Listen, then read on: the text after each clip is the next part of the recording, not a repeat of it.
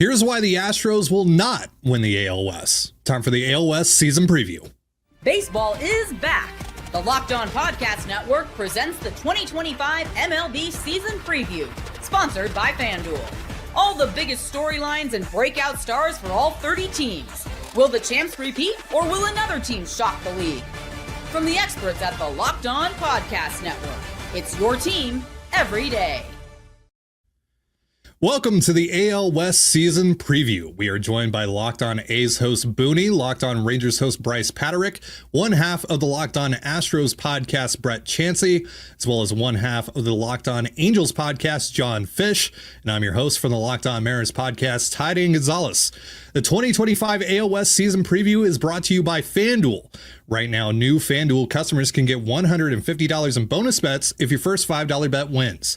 Today, these four gentlemen and I will decide which team in the AL West can make a splash or be trash. We'll also talk about the offseason move that changes a team's trajectory. We start, however, with the most important question of all, folks. Who wins the division? The Astros won it last year, of course. Mariners finished in second place, and the Rangers were a fairly distant third. But with everything that happened this offseason, or in the Mariners' case, didn't happen, but we'll get into that later. Feels like all three of these teams are kind of, bunched together. So who do we think overcomes the other two? Or does anyone dare to try and make a case for the A's or the Angels?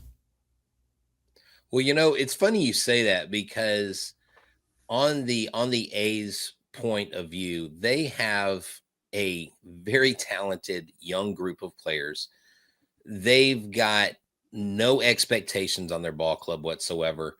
And I think they're going to play like they have their hair on fire. And I think they're going to be a little bit more than the pesky A's. I think they're going to probably squeak into the contention for this division early on. And now I don't know if that sustains, but of course I'm going to take my homerish take that I think that the Astros will win this division this year. But I do think that it is a 3-team race.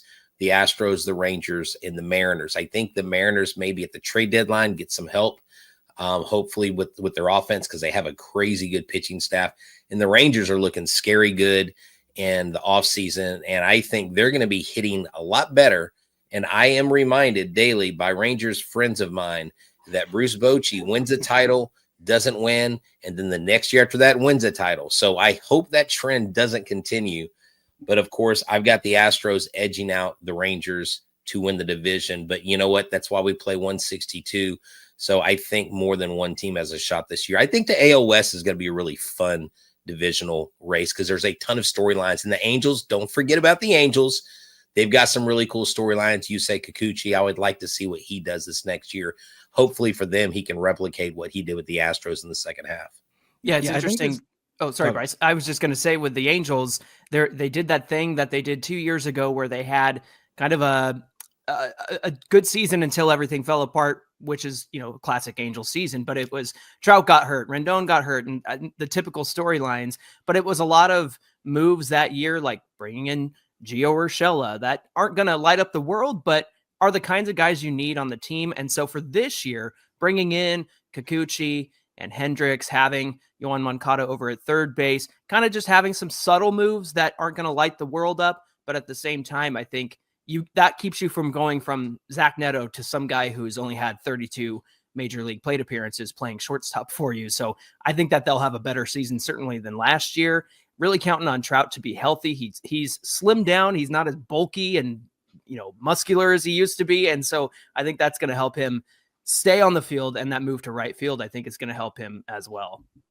Yeah, I think this AL West is going to go from one of the worst divisions in baseball last year to one of the better ones. Probably not the best, but at least much, much better than they were last year. We were all thinking at the beginning of last year it was going to be another, 3-team race like it was in 2023 of Rangers and Mariners and Astros. And then it just looked like, okay, well, it's just the Mariners division. And then they, really tripped over themselves down the stretch, and the Astros really Thanks for the reminder of that. caught fire. Appreciate it. I figured you might have forgotten. I figured you could use it. Hey, my team was boring and bad down the stretch, and I don't know if I'd take boring and bad versus tripping over your feet and coughing up that division lead. But I mean, the Rangers are to me so much better this year. I mean, I think whether the Bruce Bochy every other year title trend continues, I don't think the trend of the Astros being tops in the AOS is going to continue. I mean, the Mariners may not have done anything in the offseason, but their pitching staff is just too good. And having a full year of Randy Rosarena, having a better year from probably the best player in this division in Julio Rodriguez, coming off of a couple of, inconsistent seasons, but still he's just so talented. And if they hit really at all, I think they're going to be really, really good this year.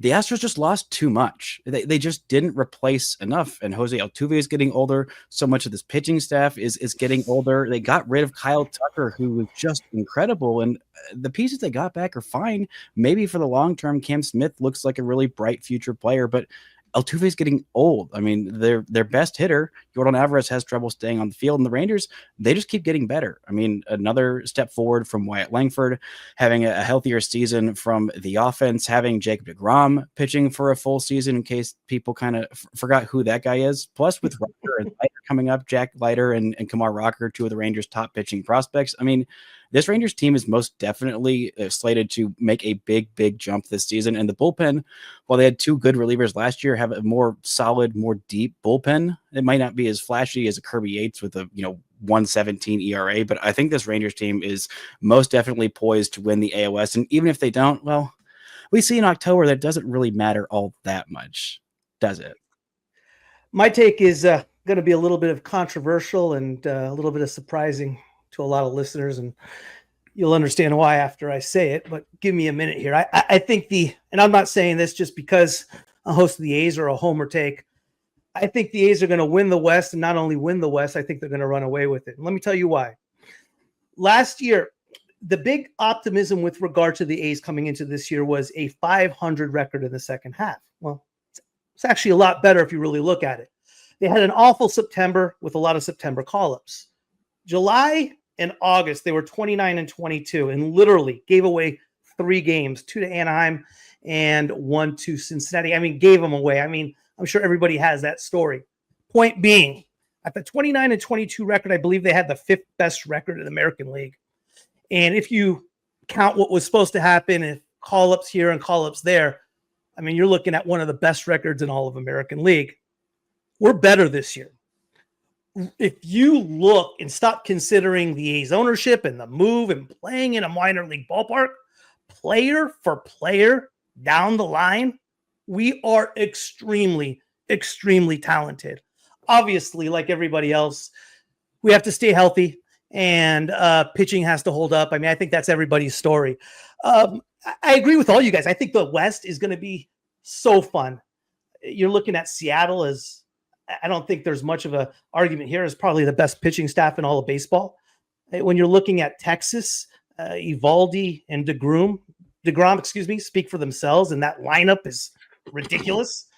The Astros, and the Angels are young and they're up and coming, and Mike Trout's still there, so they are off the charts. I think it's going to be a fun division, but if you really, really look at the A's roster, lineup, pitching staff, bullpen. Don't forget the bullpen. Last year, it was ranked one of the best in baseball. We're better this year. I love the Leclerc pickup. I love Miller in the 9th. It's almost going to be a 7-inning game for as I consider. I think everyone's sleeping on the A's, and they're saying, hey, they're going to be better. They're going to be improved. No, I think we're going to be a lot better than what you think. I would compare it to, and I'm not saying it's going to be this, but something similar when the Giants won 107 games a few years ago. I'm not saying the A's are going to win that many, but how that came at a big surprise and out of nowhere. The A's are going to be that good. We'll see what happens. We have to stay healthy. Everybody has a story. Yeah. So I think, It really comes down to the three teams for me right now. I do think that the A's are going to be better, more improved. I wouldn't be surprised if they are an 80+ win team this year, especially playing in that ballpark. Anything can go, right? We'll see kind of just how the games go in general. All 81 of them at that ballpark this year, and just kind of the weirdness and the wackiness that can come with that. But I think in general, like all 5 of these teams are really going to beat up on each other, and I just don't see a clear 90 win team in this division anywhere. Now, if you told me like, oh, the Astros are going to win 93 games and win the division, or the Mariners are going to win 95 games and win the division, fine. I totally I could see that, sure, right? I think the Rangers, the Astros, and the Mariners are all talented enough to do that, but I think that they're going to beat up on each other so much, and the Angels and the A's are also going to be incredibly pesky. I mean, last year the Mariners lost 6 games in a row to the Angels. And had they won maybe 2 of those, it's probably a whole different conversation about the Mariners season. They went 8-5 against the Mariners, by the way. 8-5. Yeah. Just want to put that out there. Oh, I'm fully aware. I'm fully aware of that. Yeah. So, and if had they won, a couple of extra of those games, and if, Willie Calhoun didn't exist, then, hey, maybe the Mariners are in the playoffs. Shout out to former Ranger great Willie Calhoun. Don't worry. He's not on the Angels this year, Ty. Don't worry about it. Who, for some reason, no one's picked that guy up this year, as far as I'm aware. He's playing in Mexico, I'm pretty sure. I still have a sleeve in one of my baseball card binders full of Willie Calhouns that at one point were worth quite a bit. So I'm gonna take the Rangers in the division. I think they had the best offseason. I think they had one of the better off seasons of any team in baseball this year, which honestly says a lot more about the state of the game than what the Rangers did. But I think the Rangers did have a really nice offseason and added some really nice complementary pieces, like the Lau or the Lowe. Sorry, I always get Brandon Lau and Nathaniel Lowe mixed up. But I like the Lowe for Garcia deal, and then essentially replenishing Lowe's role with like Berger and Jock Peterson. I think that was a really savvy move, and I think they are the most balanced team in the West right now. But again, I could see it being any of these 3 teams. I could see any of them exploding, but I also kind of feel like it's just going to come down to whoever gets to 87, 88 wins. So on that note, let's get into the over-under win totals for the AL West from our friends over at FanDuel. So they have the Astros at 86.5, Rangers at 85.5, as well as the Mariners at 85.5, the Angels at 72.5, and the A's at 71.5.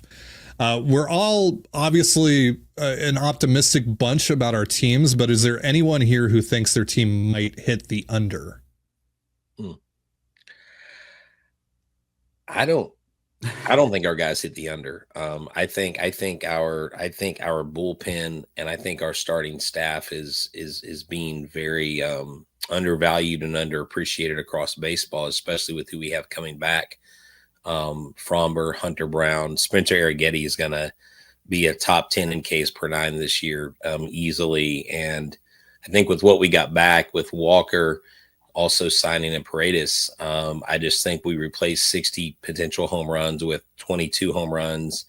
And I think Cam Smith makes a vie for Rookie of the Year if he gets either makes opening day roster or gets a call up. The kid's that good. So I don't see an under for my guys unless, look, would we like, what we're like a year or 2 removed where we have like 6 guys on the IL in our pitching staff, right? So if the injury bug hits, I can see the Astros going under that. I honestly think they win between 91 and 93 games, but I don't know. What was the A's total? 71.5. Oh, wow. They're going to be way over that. They're going to be way over 71.5. I feel pretty confident about that. Yeah. Well, me too.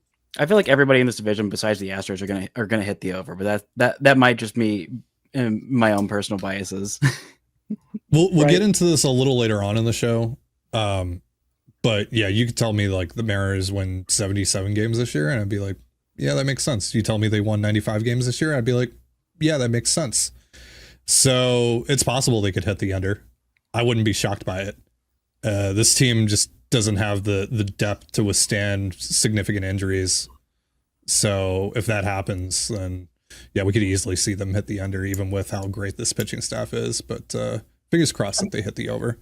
I mean, with regard to the A's, I mean, the whole thing with the A's, you're looking at guys that haven't been real stars yet, right? Lawrence Butler had a humongous second half last year. Brent Rooker had a great year 2 years ago, but really broke out last year. In order for the A's to be successful, the stars are going to have to be stars, and they have not really established themselves as those type of players yet, right? So we're still hoping what we think they are going to be, but there's not enough of a sample size of that. I mean, for example, Rooker's hitting under 200 in spring training.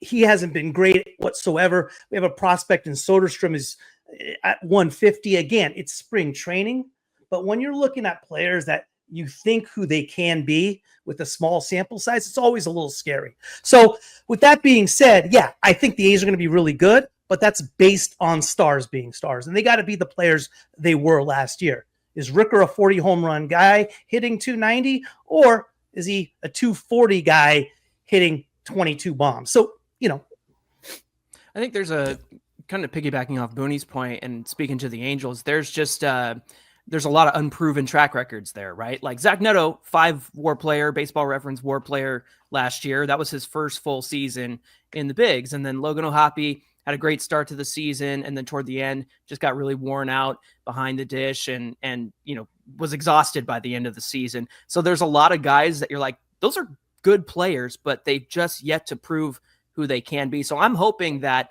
with these guys having a year of baseball behind them, that their floor has been established and that they can rise above that floor. And again, coming into the season with this team, it's a matter of how you finish, not really how you start. And for these guys to start with the team that they have, I think the expectations of their win total makes sense. But I'm going to take the over because I think that a lot of those young guys take a step forward now that they have a year of baseball behind them and really step up and prove something and have some veteran presences around them. Travis d'Arnaud, Jorge Soler, hopefully Mike Trout stays on the field. I think that's going to be really beneficial to the offense. And then as far as guys like Kikuchi and Hendricks really helping along the young guys like Jose Soriano and probably Reed Detmers or Jack Ohanowitz, I think that the veteran presence mixed with the potential of the young guys, I think is going to help the Angels at least be 500. I think that would be a really good step in the right direction for them. Yeah. All right. Coming up, the offseason move that, go ahead. I was just gonna say something real quick about. I really like what the A's and Angels have done. Why I think they're gonna be much better is because they added more of that depth with the Angels. They always took those big swings for the stars in the offseason, like a Josh Hamilton signing like way back in the day, like a Rendon signing to try and get just that one big guy. But I feel like they've done really well of just raising that floor of having more complementary pieces. Same with the A's of just adding more talent. I just don't think there's enough depth on either of those teams to compete just yet, but they're not a bottom of baseball team, either of those teams. They're going to be a solid team. All right, well, coming up, the offseason move that changed the team's trajectory for 2025. It's the AL West season preview. There's nothing like the energy of an MLS match, the chants, the atmosphere, the last-minute goals. If you want to experience it all live, Gametime makes getting tickets easier than ever. With last-minute deals, all-in pricing, and a lowest price guarantee, Gametime takes the guesswork out of buying MLS tickets. Plus, ticket prices actually drop as kickoff gets closer, so you can score amazing seats at a great price. I love that I can see the exact view from my seat before I buy, so there's no surprises when I get to the stadium. Gametime also has event cancellation protection and even job loss assurance, so I can buy with confidence. Take the guesswork out of buying tickets with Gametime. Download the Gametime app, create an account, and use the promo code LOCKEDONMLB for $20 off your first purchase. Terms apply. Again, create an account and redeem the promo code LOCKEDONMLB for $20 off. Download Gametime today. Last minute tickets, lowest price guaranteed. This is the AOS season preview. So fellas, Shohei Ohtani left the division last year. Now Kyle Tucker has left. So who does that leave as the best player in the AL West? Is it Yordan Alvarez, Corey Seager, Julio despite the down year, Lawrence Butler after the breakout year? Or is there still an argument to be made for Mike Trout? Well, I think you have to automatically go to Yordan Alvarez as one of the top 3 or 4 left-handed hitters in the league. I think one of the top 5 hitters in the league. And I would find anyone having a hard case to make against that. Yordan Alvarez, the lone lefty on this starting roster. I like Yordan Alvarez, but it's definitely no disrespect to Trout or Julio Rodriguez or Corey Seager. Those are, I mean, we've got some, and Butler, we've got great stars on each of the teams, but I'm thinking Yordan would be top guy in our division just because of what he's done so far to this point in his career. I think it's got to be Seager. I think it's just got to be Seager. I mean, Yordan might be a little bit better of a hitter than Seager, but he's a legitimately good shortstop while also being a top 5. If you're a hater, a top 10, no worse than top 10 hitter in baseball. He plays legitimately good shortstop. He hits lefties, he hits righties, he hits fastballs, breaking balls, any kind of pitch, any location. He is just too good. And the only reason I might find an argument against that is only because Wyatt Langford is up and coming. And by the end of this year, I feel like he's going to catapult himself into that conversation. But Corey Seager, 2-time World Series MVP, he's just too good to not be the best player in this division. And I think it's not particularly close, unless Mike Trout is actually fully healthy. That's the big question too. Is Mike Trout going to be healthy? You mentioned it earlier. He was just a big bulky guy. And I think him trimming down the season is going to be easier on the knees, the legs, all the stuff that's plagued him over the last couple of years. And that's the thing. It's not a consistent injury. It's like, oh, the meniscus. And then the other last year it was the hamate bone in his hand. So just a bunch of freak injuries. So I hope that with him trimming down, he's going to get back to being Mike Trout. He might not be the, home run hitter that he was when he was swole, but I think if he looks more like he did, in those mid 2010s, and he's lean and mean, and he's able to stay on the field and play healthy, if Mike Trout gets a full season, I think he's in the MVP conversation. I think top 3, if you're looking at the players, I think it's Mike Trout until it's not Mike Trout. And then Corey Seager, I got Lawrence Butler, and then Yordan Alvarez, absolutely. Everyone's forgetting about Altuve. The guy just keeps doing it and doing it and doing it. So if I was to pick 5 players, those would be it. But could you really put Lawrence Butler over Yordan Alvarez? I did. Oh. I did. Okay. As far as hitting wise, I mean, if you're going to look both sides of both sides, Yordan Alvarez absolutely is one of the best hitters in all of baseball. But him just being that's why I don't have Rooker there either. Him being just designated to that DH spot is the reason why. I think Julio could absolutely be the best player in the division. He just hasn't proven that he can be yet, right? Or that he is yet, rather. The last 2 seasons for Julio have been a story of 2 very extreme ends of the spectrum. Where last year, for example, for the first couple of months, he was just objectively bad. Not for his standard, just in general, he was just bad. He had like 7 extra base hits in the first 2 months of the season or something like that. That's not the guy that Julio needs to be. But like what happened in August of 2023, Julio exploded at one point in the season, and the overall numbers looked pretty solid at the end of the day. He was a 4-win player. Like, that's a really good year for most players. But we know that Julio can be significantly better than that. We know with all that talent that Julio has, he's an elite center field defender. He's a guy that can easily be a 30-30 or more player, that he can be an 8, 9, 10 win player and be an MVP candidate at any given moment. We just haven't seen that yet. We haven't seen the consistency yet. That's what I'm hoping to see this year. And if there is more consistency from Julio, then I think the answer is pretty clear here, who the best player is in the ALS, just from an overall standpoint, across the board, 5 tools. But until he can prove that he can do that, I just don't feel confident, even as a Mariners fan, to say that he is the best player in the ALS. He has the most potential, I would say. That's how I would put it. So right now, I think my pick would be Corey Seager or Yordan, because I fear Yordan Alvarez.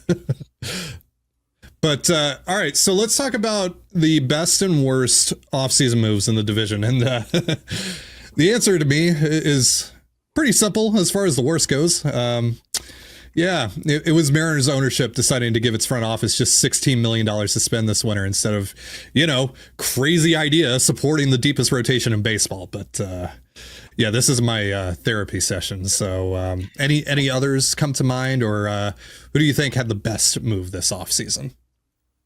We're talking best move or moves in general? Because best move, I would say just bringing back Nathan Eovaldi was just such an important part for this Rangers team. I mean, they needed more depth in the rotation. They needed both depth and top-end talent, a guy who could start in those big games, start in those postseason games. And Eovaldi has got that pedigree up there with literally anybody in baseball, and just the overall complement of those moves of making 5 different bullpen signings and bringing guys that are all going to raise the floor of this bullpen, signing a Jock Peterson, exactly the bat this team needed to just revitalize that offense, making that trade out, shipping out Nathaniel Lowe, who I loved, World Series champion, but fortifying that bullpen, and then bringing in Jake Berger for just a couple of mid-tier prospects. I think the Rangers overall had the best offseason, and I think that the Mariners definitely had the quietest offseason. And if I were a Mariners fan, I'd be so mad at them not spending any money to supplement this offense, this help supplement this pitching staff with some offense. And I would just be furious at wasting a staff. Oh, don't worry. There is a lot of furious people in the Mariners fan base. Okay, good. I was worried. Myself included. Yeah. You don't see the dartboard of the owner behind Jeff. I'm behind Ty. Keep an eye on Jeffrey Springs from the A's. That was my most surprising, that's going to be my dark horse off-season pickup. We picked him up in a trade just a couple of years ago. He's one of the best left-handers in all of baseball. Tommy John surgery obviously sidelined him. He's back, first spring training in a few years. So obviously the A's had to spend to get to a certain point to avoid a grievance, but Jeffrey Springs, keep an eye out for him. I think he's going to be a big dark horse. Can I say that I think some of the most significant moves that the Angels did are the moves of the guys they got rid of? They traded Griffin Canning away and got Jorge Soler. They let Patrick Sandoval walk. Guys, they had 90 starts from guys on the mound that you didn't know what you were going to get. And that includes Patrick Sandoval and Griffin Canning. You didn't know what they were going to do when they went out there. So to fortify the rotation with some veteran experience, I think is going to help them play a whole lot better this season. I personally really like the addition of Kenley Jansen, if he can teach Ben Joyce that cutter and make him an elite closer for the rest of his career. Well, I think the Astros made a lot of under the radar moves like Stephen O'Kurt. We got some guys that we got last year in Caleb Ort. And I think we've got some sneaky good bullpen pieces out of that. And having the guts to trade Kyle Tucker in his walk year, which we have never done. We just let the guys walk. Correa, Springer, Cole. I mean, just name the list of all the former guys that have been a part of championship teams and are no longer here. And Bregman, he walks, we get nothing for him, right? So we get back Paredes, we get back Wisniewski, who looks like he's going to slot in as a number 5, who I think the Cubs horribly underutilized as a relief pitcher. I think he's going to be a solid pickup. And your number 5 doesn't have to be a 20-game winner. I think Wisniewski fits that. And then again, Cam Smith. I mean, I can't sing this kid's praises enough. Or it's like, well, he's been doing it against AA guys. Well, today he had an opposite field home run off of McGee, who is there for is it McGee or McGill off the Mets, who's a legit big league. Yeah, he's a legit big league pitcher. And so what the Astros did in the offseason, I think, was a lot more significant than Astros fans thought. And I think for the first time, we get something back. 3 guys, 12 to 14 years service time versus 1 year of service time. I think that's a pretty good deal. All right, coming up, what team could make a splash or be trash? It's the 2025 AL West season preview. All right, folks, it's that time of year again. March Madness is finally here, and FanDuel is giving you the chance to get in on the action like never before. Right now, new customers can get $200 in bonus bets when your first $5 bet wins. That's $200 to use on everything from buzzer beaters to Cinderella stories and even who's cutting down the nets. With tournament games happening almost every day, there's always something exciting to bet on. The FanDuel app is simple to use, and when I win, I get paid instantly. No waiting around. So visit FanDuel.com and get in on the college hoops action all tournament long. That's FanDuel.com.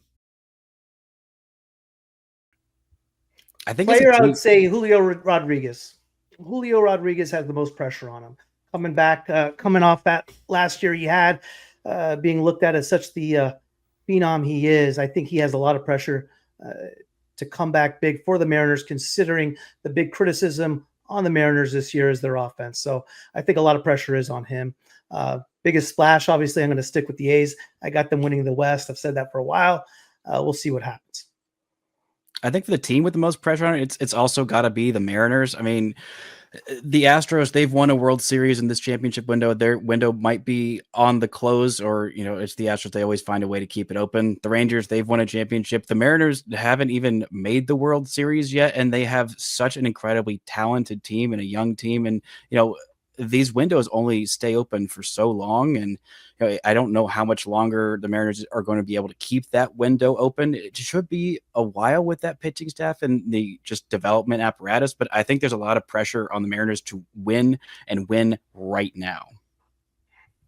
Yeah, I'm going to agree with Bryce on the Mariners. Ty, I'm a generational Mariner hater. You're a generational Angel hater. But I can agree that the Mariners have one of, if not the best rotation in baseball, at least the AL West. And to see that they have this rotation and not the offense to go along with it, I think that there's a lot of pressure on them to do something with it. And again, as a baseball fan, I can admire what the Mariners have, but you guys got to do something with it.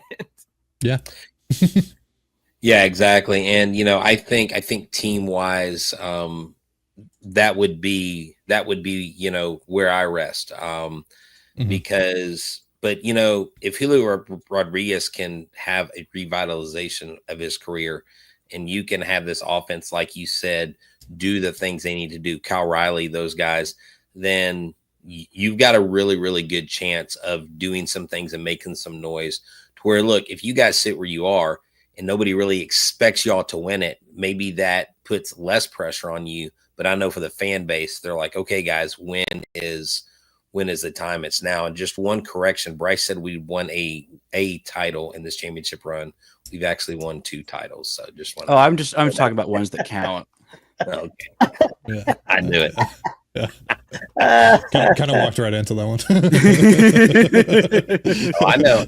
I saw where that was coming from.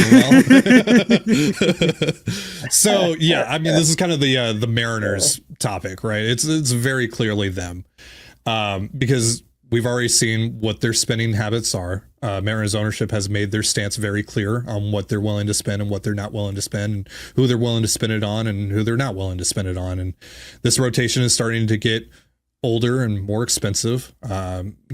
Logan Gilbert's going to be ARB 3 this winter. He'll only have 2 years left of club control at the end of this season. George Kirby will have 3. Julio is now making the peak of what he's going to make over the course of his contract. Cal Raleigh is going to get more expensive. They'll have 1 year left of Randy Arozarena if he doesn't get traded before season's end. This is kind of the window. Now, they do have an influx of talent coming up, specifically on the offensive end of things here over the next year or two. But are they actually going to be able to kind of bridge that gap between this contention window and the next one, especially if they're not willing to spend? And so this year, it's a big year for just getting back on the horse, right? Like being able to actually get back into the playoffs and and see what this rotation can do in the postseason. Because I mean, pitching is the great equalizer in October. And if the Mariners get to October, even last year with how bad they were and how mediocre and just frustrating they were to watch last year, if they had just snuck in, you felt pretty good about their odds, just giving who was going to take the ball on a night-to-night basis. So really all this comes down to is just giving that rotation a chance to pitch in October. And hopefully they're able to do something at the deadline to help this offense out, which, look, if Julio, and I would say Julio has the most pressure on him as a player from this standpoint as well. If Julio can be that guy that he absolutely can be, which is, a 7, 8, 9 win player, an MVP candidate, then that can help mask some of the deficiencies on this roster. It makes getting production out of third base or second base a lot less important. But if he's a 4 to 5 win guy again, then you need Jorge Polanco to produce. You need Ryan Bliss or Cole Young or Dylan Moore or just someone to produce at second base. There's just so many question marks that can be easily answered with a couple of solutions, but there are quite a few ways this could quickly go sideways for them as well. And if they don't make the postseason again, this probably means more firings. Scott Servais got fired last year. This might mean that Jerry DiPoto is out, Justin Hollander is out in the front office, which would honestly make a lot of Mariners fans happy. But knowing this ownership group, can they actually find someone better to replace those guys? Who knows? So, especially with the reputation that ownership has built for themselves, how many GMs want to sign up for that? So, let's talk splash or trash. Which of these teams could you see winning, for example, 85 plus games or losing 85 plus games? And you go, yeah, that makes sense. 85 plus. That means I'd say the A's, just because anybody's 1 or 2 injuries away from, being really bad. The A's, I think if things break right, they could be fantastic. I think 85 wins for me is probably their ceiling, just with the guys that they're dealing with. The rotation is well upgraded. I love the Leclerc move for them. Shout out Jose Leclerc going on an absolute heater in 2023. Shows you how random the postseason can be at times. And their lineup is good. I just don't think it's quite deep enough to win, in that 90 win kind of range. And if they have an injury to like a Lawrence Butler or to, say a Brent Rooker, or if, they can't get a whole lot out of Jeffrey Springs, which I think in terms of innings wise is entirely possible with him coming off of that injury. I think it's possible they have like the widest range of outcomes of anybody in this division, because I don't see a scenario where the Astros or the Rangers or the Mariners lose 85 games. And I see a pretty likely scenario where each of those teams could win 85 plus games. Yeah, I think so too. Just for the A's is that, they are young. They did bring in Severino. They did bring in Springs. They do have a veteran presence. They're not, they didn't just show up, but at the same time, when you do have teams that are chock full of veterans through the long haul, that's where I think you get on the, the side where the A's could trip up, not because they're not talented, not because they don't play well, but just that lack of experience, maybe that lack of depth. But that does seem to be, the widest range. Maybe the Angels too, because, the Angels have, underperformed. They will go through a 3 or 4 week stretch where they're just beating everybody and then they just disappear. And maybe with Mike Trout losing the weight, staying healthy all season, maybe that's the charge they need. This guy's stayed through this team through thick and thin, and he takes a lot of crap on the chin for it. Why don't you go somewhere else? Why don't you play somewhere else? Why don't you go play with Bryce Harper? He stayed. He's the statue at the end of his career outside that stadium. So if anybody can bring a team together, Mike Trout, this would be a good year. And that could be a wide range on the upside for the Angels if they are to do something positive. Yeah, I think they have the widest range, upwards and downwards. It's funny. They didn't play the AL West until May, and it was against the Rangers. And that was after Mike Trout was already injured. And in the first half, they went 500 against the West with that version of the team 2024, which wasn't very good. And then they absolutely fell off in the second half, but that was after selling at the deadline and losing guys to injuries and replacing them with below average players. So I think the way that they're starting this season, I think is going to bode well for them. But again, the range of outcomes depends on where are they at by the trade deadline. Are they going to sell? And will their second half be a tankathon like it was last year, where they ended up losing 99 games because all of their talented guys were off the team and traded away? I think the way that they start this year is going to speak really well to how they sustain themselves throughout the rest of the season. Again, that range of outcomes, I think it could be, 80, somewhere in the 80 win total and somewhere down in the 60 win total for the Angels this season. I'm concerned about the darn Mariners, man. With that pitching staff from top to bottom, it is just name after name and just filthy stuff night after night. And unfortunately, we open up against them with a 4-game set in Seattle, and we got to face that staff. So it's just, that's all I think. There's no weaknesses with regard to that staff. And I think the hitting's going to come around. I think Seattle has the potential to have a huge year. And I think they're built to win again, if the hitting comes around, which I think it will. I think this Mariners team could win 90 plus games again, like I said earlier. And if you told me that, I go, yeah, that makes sense. That rotation, Julio figures it out, is more consistent this year.